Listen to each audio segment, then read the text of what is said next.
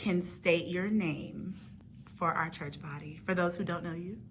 Maletta Tolliver. All right. And Floyd Tolliver. Hello. Thank you both for being willing to meet with me today, for taking the time. Can you tell me when you first joined Mount Pisgah? You went first. I joined Mount Pisgah sometime in 1970, probably around about the first of the year, January, February of 1970. Wow. That's a little, and you guys joined at the same time, or you weren't married yet? We were married. We've been married 60 years. What? Okay, that's a separate conversation. I'll have to ask you how that's done. You gotta edit that.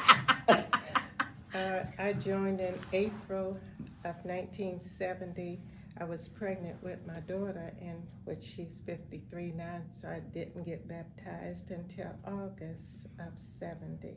Oh, okay. So, but I was born here in Kokomo, so I've known about the church all of my life. Wow. Is it a fair statement that we've changed over the years, that things are very different? Definitely. And so your experiences are definitely different from probably my generations or anyone else's. When I came, I like Pastor Kemper. I met him personally, and I used to talk to him, and the more I talked to him, the more I liked him. And Brother Grady, I just took to him, and so that was just a big thing on me, knowing those two men and liking them, and I thought, well, if I'm gonna join a church, I'm gonna join that church. Mm-hmm. And because my pastor was actually working at Chrysler and pastoring this church. Okay. And when I came, probably getting ahead of myself, but when I came here, one of the things that started happening was we wanted to get him out of Chrysler. Okay. And that was So he was working while pastoring. Mm-hmm. Okay. Yes, I think I missed that connection. Okay. Wow. And so you don't find that too often. Yeah. Yeah. And that's one of the things, and I became a trustee. Okay. I became a trustee, and that was one of the things. That was one of our goals. That was one of my first goals. I can't answer that. I have to say, it just had to be God driving us, because Brother Grady and I, we formed a little alliance. He was a trustee, and I was working under him, and that's one. And so we started talking to the officers, talking to the church. We wanted to get him out of there because we just couldn't see how man could pastor this church, and this church began to grow a little bit and work at Chrysler. It just wasn't, there was something in my mind that just stuck there. This just can't happen. And it probably took us maybe close to about 3 years, maybe about 3 years, maybe 5, I don't know, but almost between 3 and 5. We finally talked the office, the deacons, into us taking it to the church. And we did, and the church approved it. And after they approved it, then we talked to him and shocked him, but he left Chrysler. Wow. He left Chrysler, and you know what? After he left Chrysler, this church just continued to grow then, just became more popular because he had more time to spend. Because there was times when he worked midnights or something like that, and he'd have to get up and go to work, and people needed him, and that just was changed. I would say it changed the whole, mission of the whole church, because once that happened, and like I said, I was a trustee. So now that you understand how big that, or how significant that was, getting him in the position to leave Chrysler and just fully pastor. That's absolutely monumental that you guys were a part of that. And so looking back on it, do you have any idea why God may have provoked you? And what'd you say, Brother Grady? Yes. Why God provoked you to, be a part of that or get to work on that? Because our church was different then. Our church was kind of like a baby church, let's say an infant church. Okay. It was not really growing because there was not, I'll say, a lot of teaching, and we found out that once he came out of Chrysler, and he had more time to spend on what needed to be done in the church, such as tithing and different things like this. Our church wasn't even a tithing church at that time. And to go back and tell you, one time, once we got him out of that, he started putting full time in the church. Then he could come up with different ideas that needed to be implemented. And this is what happened. And the first thing we started was getting the church to tithe. And I'll tell you, that took a while, because we used to cook a lot and sell dinners and things like that. People buy that. Wow. And once we stopped and started teaching tithing and discipleship and other parts of what the church should be doing, our church really just took off, because I ended up becoming the building fund treasurer. We had two treasurers. We had a general treasurer and a building fund treasurer. So I was the building fund treasurer. Also, the Lord led me because we had $5,000 in the savings account when I became treasurer. That's it, $5,000. Wow. And through the work, through my, I'll say, leadership in that building fund, I started kind of bothering them a little bit about, we need to invest this money. They never even thought about investing money. Wow. The Lord was really working with us, and finally, so I took the money that we had, which wasn't very much, and invested it. Then I started talking to the treasurer, and I would ask them, how much money they had in the treasury. I would find out, and I would say, okay, how much do we spend in 1 month, or how much do we need in 1 month? What's our budget and whatever. Start working with that. I'd find out how much. So once we got over that amount, I'd say, give me that. So I'd go to Pastor Kemper and I'd say, can I have that money so I can take it in and invest it? And they really had a problem with it, because they had never done anything like this. And so I started getting that. So we started taking money out of the general treasury, giving it to me, and I would take it down to the bank and actually invest it. And the investments that I did, just to tell you that, every investment that I made sure that it was only on things, not like for cigarette companies or alcohol companies. It had to be companies that would fall on the, what the church believed in. And that's how we just started, and the church started making money, and then we started teaching tithing, and the church started tithing, and it just kept doing that. Every time we get money in the general church, I'd get it out. I mean, it was kind of like a battle, because they weren't used to that. But they finally got used to me and finally decided, okay, we'll start arguing, fussing with you. We won't fuss at him, and they just gave it to me. That's a loud call, though. At any point, did you ever ask, why me? Not until later. Until a lot later, a long time later, because God worked with me through just different intervals. Just like the office, that we didn't have an office. Did not have an office at all. And Maletta, Pastor Kemper asked me, could he talk to Maletta, about, working in the office for him? And I said, yeah. And we paid her a lot of money. We paid her about $50 a month. So that was a lot of money at the time. Listen, she said she was highfalutin at the time. And so she started working in the office, and that's when I started just kind of, doing certain things in the office and building the office up, because when she first started, I think you all had a thing that you turned to make copies, right? Yes. You know, we didn't even have a copy or file cabinets or anything. Wow. And since I worked at Chrysler, remember I worked in the office at Yes. Chrysler, so Yes. I was building up knowledge from the Chrysler, Yes. and then I was bringing it here. Isn't that amazing though how God does that? Like we really do think that our I guess our earthly jobs or worldly jobs or whatever you want to call them, they really do they all, God really makes them all work together. So your Yes. administrative knowledge and your skill, and then just so the fact that happened to be how you both have all, you're not unfamiliar with church. You both grew up in church, in worship. And so neither of those things are unfamiliar, and God just found a way to marry those things for the benefit of the body. That's right. I love that. He did. Well, he started it in the Army. When I went to the Army, I became a clerk typist.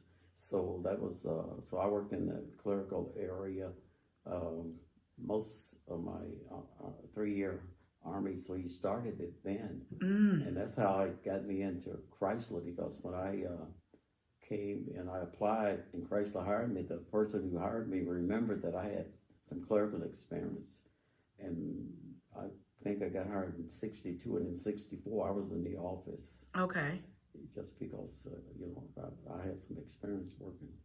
So going back to, I'm curious to know what you've learned, because I think I heard you say that there was some conflict for a little bit in trying to move in a new direction. There's always that it's like trying on new clothes, as my friend says it. When you're trying on new clothes, it's like your natural, our flesh just wants to rebel against it, at least a lot of us. So during that time of transition and trying to move forward in a different direction, because God obviously, is like provoking you to do these things. What did, and I'm going to ask you too, Sister Tolliver, because even though you weren't, I guess, immediately a part of that experience, you still had to watch your husband go through that, right? Yeah. So what did both of you learn in that experience in dealing with people? And the reason why I ask is because we're in the middle of our Bible lessons, and we're talking about being kingdom citizens and how we are how we are dealing with each other as a body of believers. And so when you're going through something like that, like, no, I know this is right, I know this is what we need to do, but you're getting pushback. What did you learn from that experience, or how did God mature you in that experience, either from watching it or from doing it? Look, it was hard. It was really hard because it was just me, and I had to, I had to go to Pastor Emperor a lot, and talk to him. And once I convinced him, and once he was convinced, it was okay. I'm talking but it was hard because they used to get angry at me. Really, yeah. I bet. And it really wasn't me. I wouldn't give up because I knew it was the right thing to do, and I knew I was being led to do it. I mean, I didn't know I was being led to do it. I just knew at the time, right? Okay. I just knew that I wasn't going to give up because I saw what we needed to do in this church, and like I said, our church didn't have any money, and in the end, if I fast forwarded to the end, by the time we really started doing certain things that was getting it ready for Pastor Anderson, we never borrowed any money. We paid for everything that we did. Mm-hmm. I mean, we made, which is an achievement. Thank you, God. Yeah, that's an achievement. And we invested in some stock once. I think it was like $40,000, and we doubled it in 1 year. In 1 year. And I took the $40,000 that we had made and put it back into the, because we had to take it out and put it right back in the treasury, because then we still have over $40,000 of what we had made. Wow. I mean, so I knew that it was God working, but it was still tough because I had to convince them every time. Trying to get a computer, it took me years to get a computer in this church. Years. So is that what you've learned? Like maybe just to remain steadfast, or just is it you know, did you eventually learn, you know, various ways to deal with different kinds of people? Because I can only imagine that you have to deal with different types of people when doing that. So what do you think? You saw me doing it. What do you Well, think? with them being older, the deacons and the trustees, I don't know that they really thought he knew what he was talking about, and that was only God once again. And so it, like, go back to the computer. He took some of that investment, put it in a CD, and they gave away Apple computers that year from the bank. And Wow. so that's how we got the first computer. Happened to be an Apple. And so I was able to take everybody's information from a recipe card and enter it in the computer. So that was my Wow. beginnings in the office. So you haven't really, it wasn't really a thought. You guys just kind of pressed on and did it. Just did it. Yeah. Wow. Yeah, Yes. I don't know if I would have had the same. Well, but you know, I don't know if I would have had the different. same thing. I really would not have. I think my personality would have been my personality, which God in his infinite wisdom, I think has people born in the times that they're born in, right? I don't think I could, I wouldn't last one day. Which is right. Maybe so, maybe not. I'm thinking maybe not. You would be all right. I think you think I'd be all right. That's a lot of confidence, Sister Tolliver. Well, but you know, but I was also teaching. I was teaching the adult one class, this class. At that time, we had 2 adult classes. We had adult 1 and adult 2. That was it. And Brother Grady was teaching adult 2, and so most of the older adults, the deacons, and you know, if any preachers and things, they went to my class. Now. How I did in the sanctuary. in the sanctuary. Yeah, Wow. because we didn't have classrooms back then. And Wow. So this was in the old. Yes, Yes. the old Sanctuary. Well, not even that one. Not even that one. The one that's down the street. There's another one down the No, street. yeah, but I didn't do You it. didn't? No, I did it here. I thought we No, were down no. there by then. No, Okay. I only visited down there. But the fact that there's a third building, I didn't know that. Oh, it's the it's one the part where before. you all No, know about the well- old sanctuary. Well, but I'm talking about the old Mount Pisgah. Oh, Yes. Wow. And this is plate glass. It was in plate glass. In fact, the street here just runs straight down. When you look out in the parking lot and look that way. That was the only building, or it was a part of this building? No, there was no building here. He was part of purchasing the land for this building and that one and Wow. the parsonage. And then the one parsonage moved from there to over there. Brother Tolliver, thank God for you. well, Thank God for you. Yeah, Thank God for you. yes. I think I'm listening to that. I'm telling you, it takes me back to Bible class. Like, where would we be if you had said no? And where would we be if you guys had or if you had said, you're not finna put up with none of that. We're gonna stop this. Like, where would we be? Pastor Kemper had a vision. Pastor Kemper was a visionary. And even though he worked at Chrysler because he had a family and he had to take care of his, he made a lot of money and had benefits. And that's one of the things that I'll say was almost like a miracle, because when we presented that to him, oh, by the way, when I started working at Chrysler, I began to work with retirees. So I learned how to do retirements, and I learned all the benefits of retirements. And so I knew how to, put packages together for the people out there.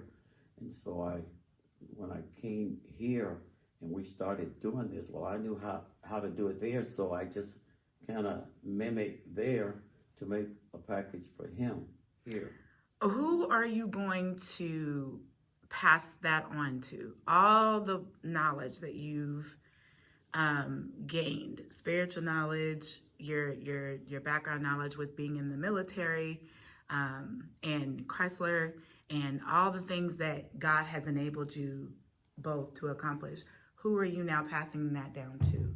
Or who would you like to pass it down to? The deacons. Okay. the deacons. I was able to teach all of the deacons that we have now, and they have respect for me. I'll say it like this: respect, because I taught them, and I like their attitude, and so I think, and right now I'm just kind of, I'm just kind of on I'll say, just taking it easy. In fact, I talked to Pastor Anderson about it. So I'm just, I'm older, and Yes. so I want to teach them now, and they're doing a good job. Good. They're doing a good job with it, and I think that, letting them do what they're doing now, that we'll be all right. It's not, pastors and deacons are the only biblical officers in the church. Mm-hmm. And so I take that very serious. When they asked me to become a deacon, I turned it down. I just didn't think I had the qualification, nor was I qualified to become a deacon. I can understand that. And how many years? I think it probably it was maybe a year or two, if not longer, before I really accepted. I only accepted it because it was just I couldn't turn it down anymore. Mm-hmm. I turned it down, but once I accepted it, was because I know it was the Holy Spirit, because when they asked me that, every time they asked me, I just turned it down. I mean, and finally one day one of the deacons said something, and it just went all over me. And I went home and I couldn't get rid of it, so I finally ended up having to come back. And say, That old call from earlier, and you just come on. I still don't. I said like this, I still don't know how I became a deacon. That should be somebody's sermon title, When God Won't Leave You Alone. I feel like I should just try. I don't know how I'm going to suggest it, but I think that should be a title, When God Won't Leave You Alone. All right. And we don't want him to leave us alone, but when he really won't leave you alone. I love that. Any last things to say? Anything about where we are now in comparison to what you remember when you came? Yes, I want to say this. When I came, what we're doing right now with the ministries, Pastor Kemper started this. He started in the direction. Mm-hmm. And so when Pastor Anderson came here, we already had that set up, Mm-hmm. the ministries, but it wasn't the way it is today. Yes.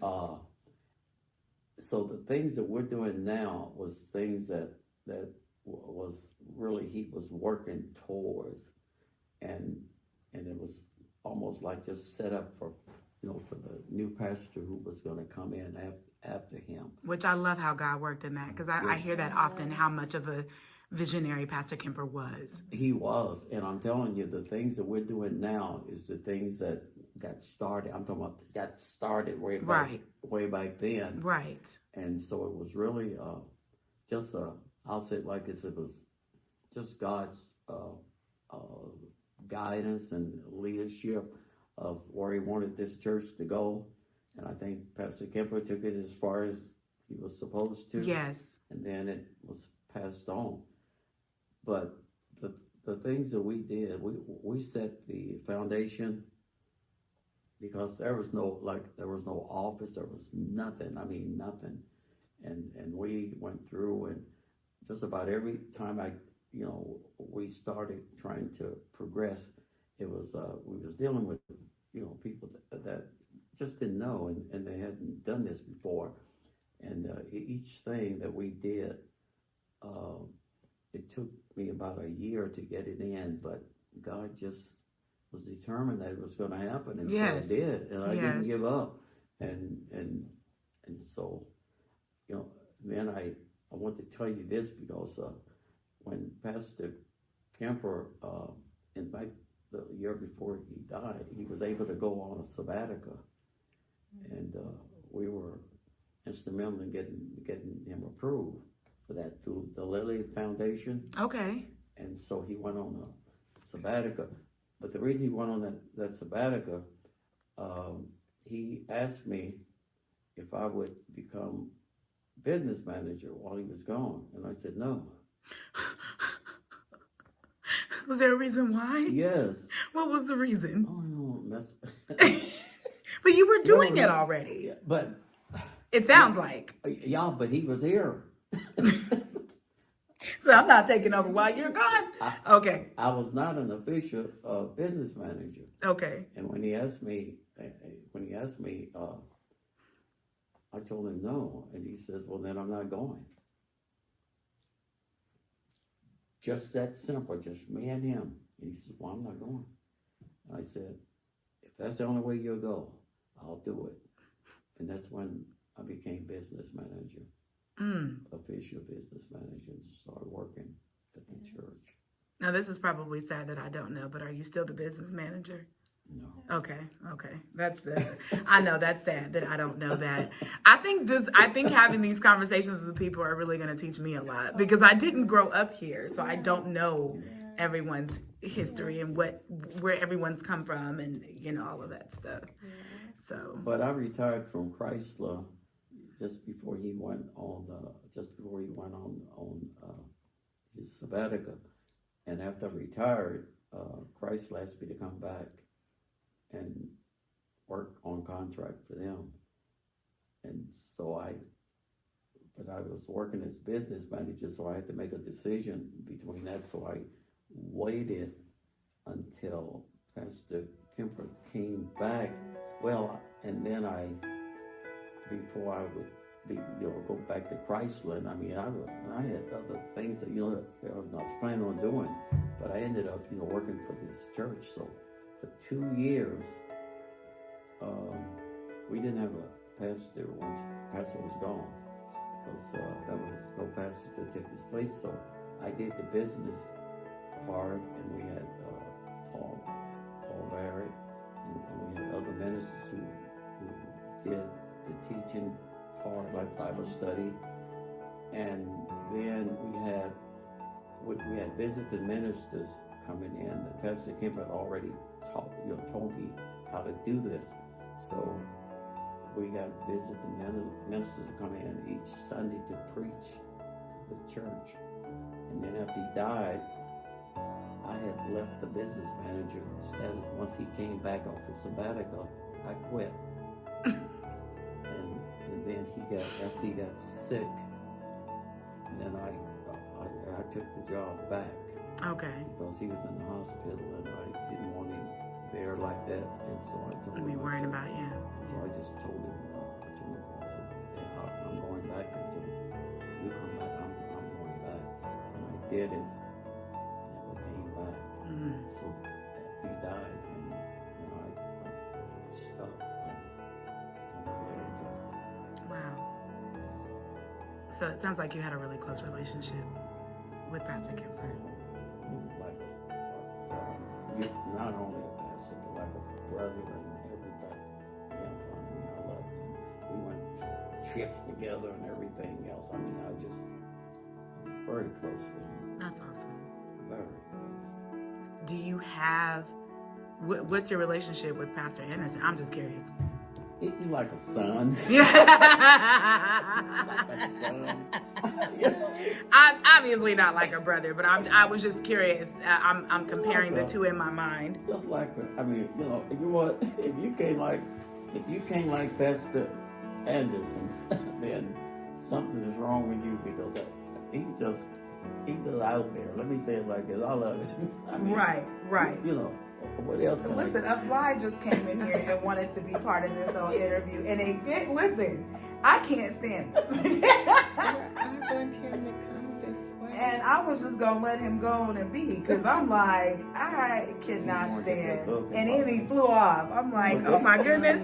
And it caught me off guard because I didn't even hear or see him fly in here. Okay, clearly he's killed part of the recording. And I do want to say that I believe with all my heart that God sent Pastor Anderson to this church. Absolutely. She was working in the office at that time.